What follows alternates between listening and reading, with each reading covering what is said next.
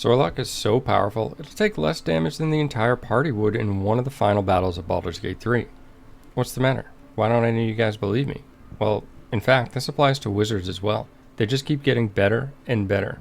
But this video will cover a Warlock Sorcerer multiclass, and it's one of the best builds in the game. However, keep in mind that these tactics and playstyle would easily work for wizards as well. For level 1, we'll select the Sorcerer class, and with this we'll get to pick 4 cantrips, 2 spells, our subclass, which will then get to select a Dragon Ancestor, and Draconic Bloodline. For cantrips, I'd recommend Mage Hand, Friends, Light, and Minor Illusion. All of these cantrips are utility based. Mage Hand is great for reaching places you don't want to put your character. Friends is exceptional outside of combat, allowing you to get advantage on charisma checks, which is our main stat, and we can buff as high as 24 with this build.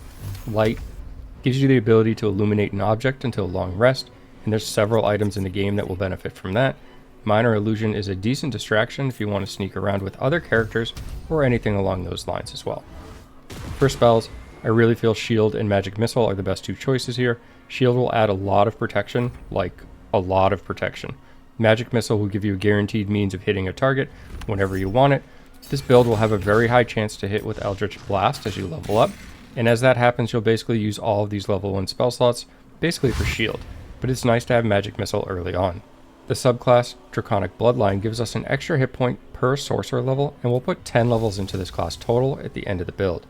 In addition, our base armor class becomes 13 when not wearing armor, and we'll definitely want to use robes or clothing for this build. The Dragon Ancestor is flexible. Personally, I like blue or bronze because this class makes for good lightning charge builds, and it's nice that everything's cohesive in that regard. For ability scores, we'll push Dexterity to 16.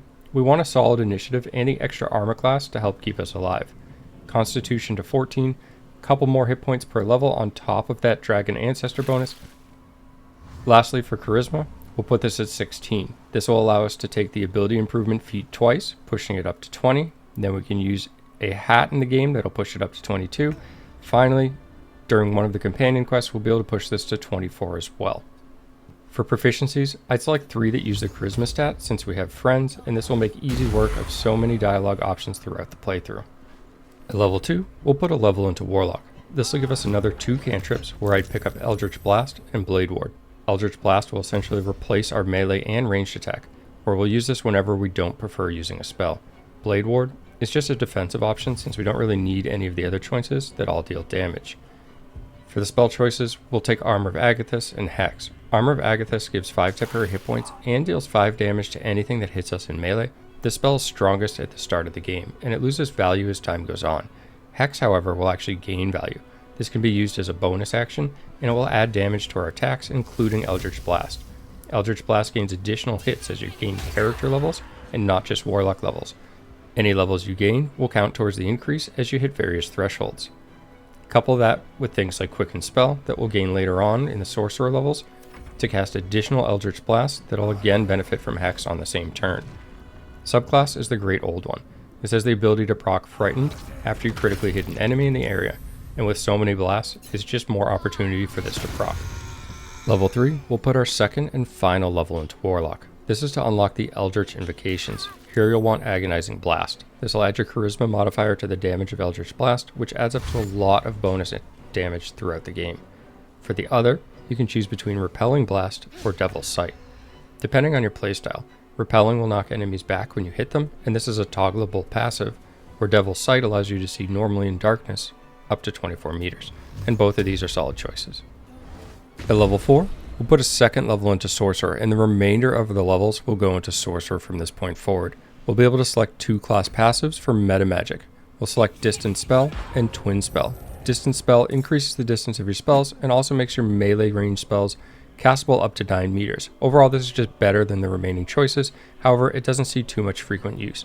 Twin Spell is very powerful. This will allow you to cast spells like Haste on an additional target. At level 5, you'll be able to select another Metamagic, and I would recommend Quicken Spell. This will allow you to use a spell as an action, then use your Quicken Spell and select another spell as a bonus action. On top of that, you'll get access to level 2 spells. I'd recommend Cloud of Daggers here.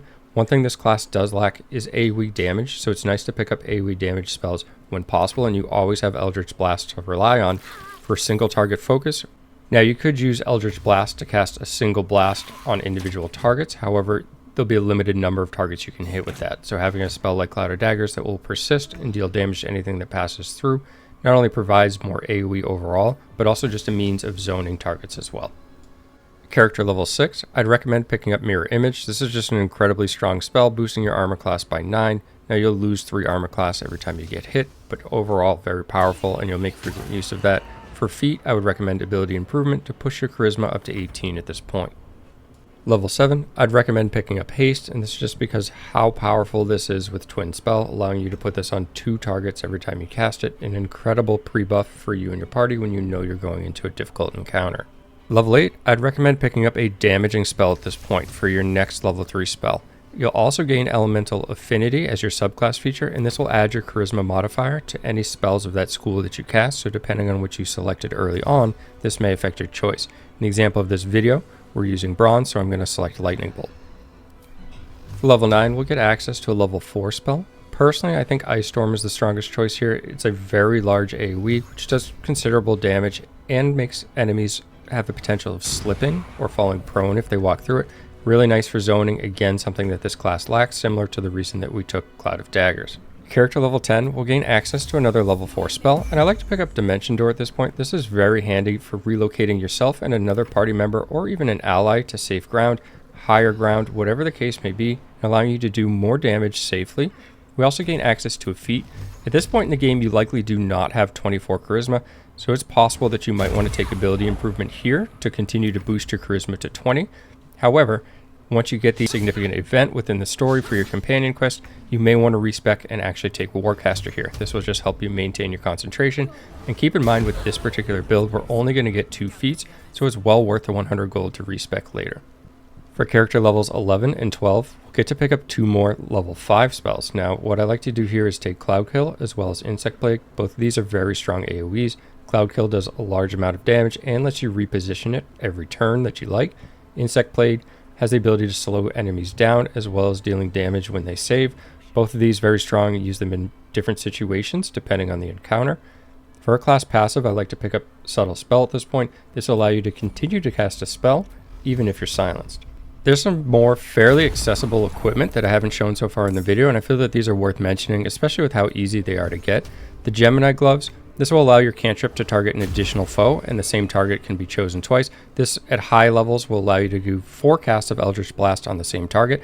Then you could always quicken spell and get 3 more casts of Eldritch Blast in the same round. Another item that I really like that's available as early as Act 1 is the Spell Sparkler. When you deal damage with a spell or cantrip, they gain 2 lightning charges.